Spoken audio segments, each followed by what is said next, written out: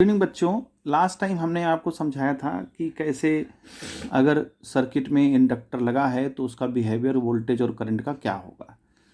तो कुछ बात रह गई थी इसमें। देखिए, इंडक्टिव रिएक्टेंस जो हमारे लोगों का फार्मूला आया था, सबसे पहले तो आया था V is equal to V naught sine omega t और I is equal to I naught sine omega t minus pi by two. यानी करंट हमारी लैग करती है और वोल्टेज लीड करता है ऐसे मौके पर। तो देखिए, हमारे पास क्या होता है, करंट जो होती है वो करंट जो निकल के आती है वो आती थी I not is equal to V not upon X L, जहां पर एक्सएल को हम लोग नाम दिए थे reactant of coil, reactance of coil, reactance of coil, या दूसरा नाम भी लिख सकते हो आप, इंडक्टिव रिएक्टेंट भी लिखा जाता है न्यूमेरिकल्स में। अगर पूछता है तो आप कंफ्यूज ना हो, इंडक्टिव रिएक्टेंट भी इसको कहते हैं। और इसको हम लोग एक्सेल से लिखते हैं, और एक्सेल की जो वैल्यू होती है वो होती है ओमेगा एल। ये लास्ट टाइम मैं बताया हूँ, ओमेगा एल होती है। और ओमेगा की वैल्यू होती है 2 पाई एफ और एल। यानी हम ये कह सकते हैं कि जो एक्सेल है वो किस पर डिपेंड करता है। देखिए, 2 तो कांस्टेंट है, पाई कांस्टेंट है, एल भी कांस्टेंट है। इलेक्ट्रोमैग्नेटिक इंडक्शन मैंने आपको समझाया था, एल भी कांस्टेंट वैल्यू है। तो आखिर क्योंकि वो कॉफिशिएंट ऑफ इंडक्टेंस होता है तो वो भी कांस्टेंट है। यानी एक्सेल की वैल्यू किस पर डिपेंड करेगी, एल एफ पर करेगी। यानी हम लिख सकते हैं प्रोपोर्शनल टू एफ। इस चीज को ये लिखा जा सकता है।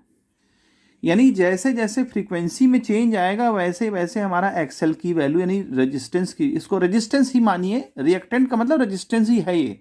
जैसे वायर में करंट फ्लो होती है तो वायर रेजिस्टेंस क्रिएट करता है, वैसे ही पूरा सर्किट हमारा रेजिस्टेंस क्रिएट करता है।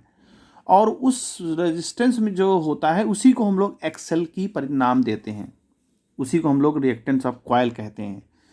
तो यहाँ पर ये हम कहना चाहते हैं कि जो एक्सेल की वैल्यू है, रेजिस्टेंस की वैल्यू है सर्किट में, वो फ्रीक्वेंसी पे डिपेंड करती है। फ्रीक्वेंसी बढ़ेगी तो एक्सेल बढ़ेगा, फ्रीक्वेंसी घटेगी, अगर मान लीजिए 50 हर्ट्ज है फ्रीक्वेंसी और कल को हम 100 हर्ट्ज कर दें फ्रीक्वेंसी, तो उतना रेजिस्टेंस भी बढ़ जाएगा। इसी तरह से हम इसके बीच में ग्राफ भी ड्रॉ कर सकते हैं, पूछा भी जाता है। तो ग्राफ जब हम ड्रॉ करेंगे तो यहाँ वाई एक्सेस में अगर एक्सेल ले लें और एक्स एक्सेस में अगर हम फ्रीक्वेंसी ले लें, तो यहाँ पर एक स्ट्रेट लाइन ग्राफ हमको देखने को मिलेगा।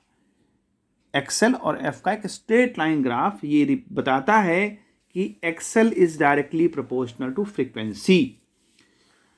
अच्छा, अब एक्सेल की जो यूनिट होती है वो ओम होती है। क्यों? क्योंकि ये प्रकार का रेजिस्टेंस मैं पहले बोल चुका हूं, तो रेजिस्टेंस की यूनिट ओम होती है तो इसकी भी होगी। अच्छा, अब कभी कभी सवाल ये पूछा जाता है क्या डीसी में ये काम करेगा, एक्सेल की वैल्यू डीसी में क्या होगी। तो एक्सेल की जो वैल्यू है वो डीसी में 0 होगी। क्यों 0 होगी? क्योंकि जो डीसी सप्लाई है, डीसी सप्लाई में फ्रीक्वेंसी नहीं होती है, वो एक ही डायरेक्शन में चलती है, उसमें फ्रीक्वेंटली जो है चेंज नहीं होते हैं, प्लस माइनस नहीं होता है। इसकी वजह से डीसी में फ्रीक्वेंसी नहीं होती है।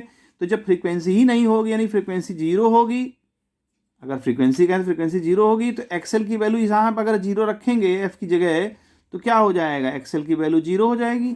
इसलिए डीसी में ये काम नहीं करता है, डीसी में एफ की वैल्यू 0 होती है, 0 होती है। तो कुछ चीज़ रह गई थी, इसलिए हमने बताना जरूरी समझा। उम्मीद है बच्चों आपको समझ में आया होगा। ओके बच्चों, गुड बाय।